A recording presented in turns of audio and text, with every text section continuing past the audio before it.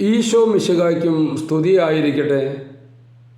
അരുൾ ചെയ്യപ്പെട്ട വചനം വിശുദ്ധ ലൂക്ക അറിയിച്ച നമ്മുടെ കർത്താവ് ഈശോ മിശിഹായുടെ പരിശുദ്ധ സുവിശേഷം 10-ാം അധ്യായം 20-ാം വചനം.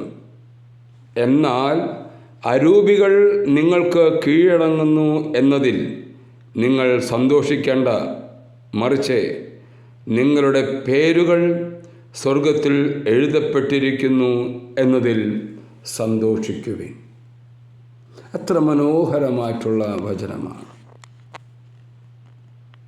ഈ ലോകത്തിൽ നമുക്കെന്തെങ്കിലും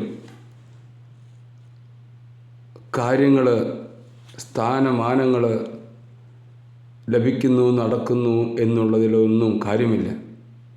പക്ഷേ നമ്മളുടെ ഓരോരുത്തരുടെയും പേരുകൾ സ്വർഗത്തിൽ എഴുതപ്പെടുന്നു എന്നുള്ളതിലാണ് കാര്യം. നമുക്ക് പ്രാർത്ഥിക്കാം, നമ്മളുടെ പേരുകളും സ്വർഗത്തിൽ എഴുതപ്പെടുവാൻ തക്ക വിധത്തിലുള്ള പ്രവൃത്തികൾ ചെയ്യാനുള്ള കൃപയ്ക്ക് വേണ്ടി.